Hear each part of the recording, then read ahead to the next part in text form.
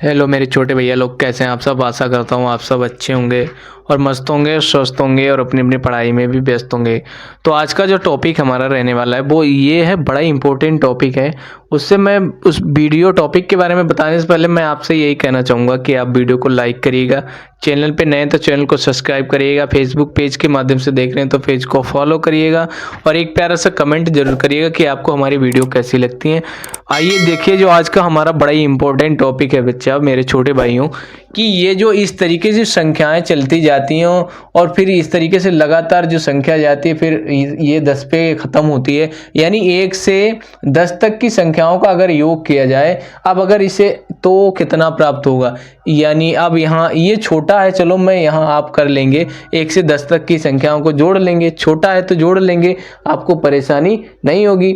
लेकिन अब जब यहाँ जोड़ने बैठ जाओगे कि 1 से इस तरीके की लगातार संख्याएं चलती जा रही हैं, 100 तक जा रही हैं और उनका जोड़ कैसे करेंगे आप। अब अगर आप इसको करने बैठ जाएंगे, एग्जाम में अगर ये क्वेश्चन आ गया और आप इसको अगर करने बैठ गए बच्चा, तो इसको करने में आपको काफ़ी टाइम लगेगा, 10 से 20 मिनट का टाइम ये खा जाएगा। अगर 1 से लेके 100 तक की संख्याओं को आप कैलकुलेटर मतलब अगर जोड़ने बैठ जाओगे तो ये काफ़ी टाइम खा जाएगा। लेकिन आज इसको करने का बड़ा ही आसान तरीका मैं बता दूंगा आपको, जिससे इस क्वेश्चन को आप मिनटों में नहीं सेकंडों में ख़त्म करेंगे।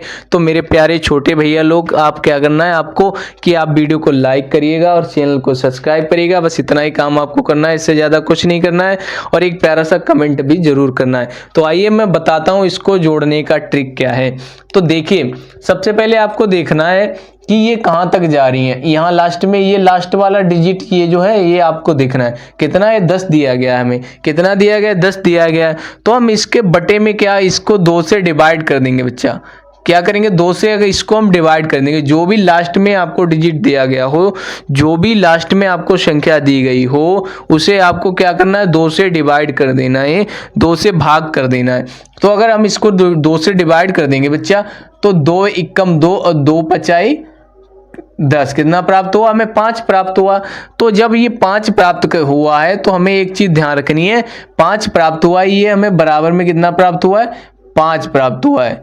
लेकिन हम 5 को 5 नहीं लिखेंगे, 1 5 ये प्राप्त हुआ, 1 5 हम अपनी तरफ से लिख देंगे, हो जाएगा हमारा करेक्ट आंसर बच्चा।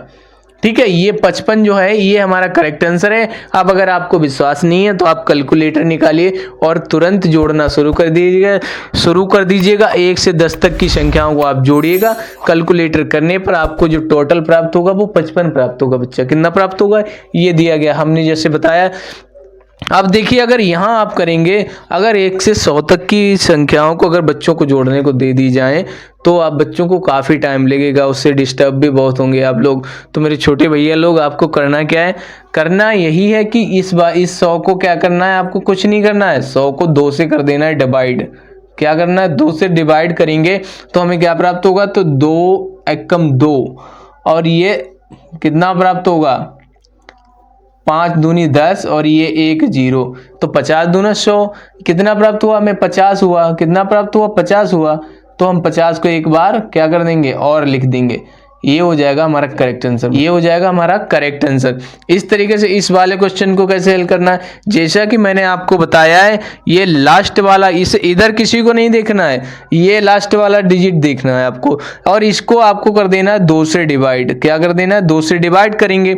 तो 2 से जब इसको बच्चा डिवाइड करेंगे तो ये हमें प्राप्त होगा 5 दूनी 10, कितना 5 दूनी 10 और ये 2 0, तो कितना प्राप्त हुआ, हमें 500 प्राप्त हुआ।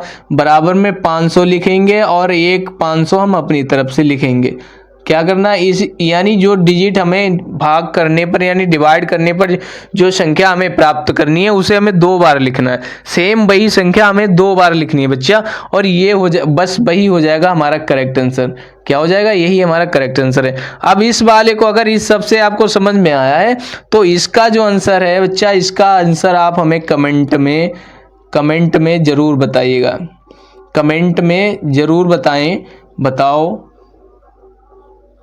कमेंट में बताओ इससे अगर इस सबसे आपको थोड़ा बहुत भी अगर समझ में आए तो इस वाले का आंसर आप खटक से कमेंट में फेंक के मारो।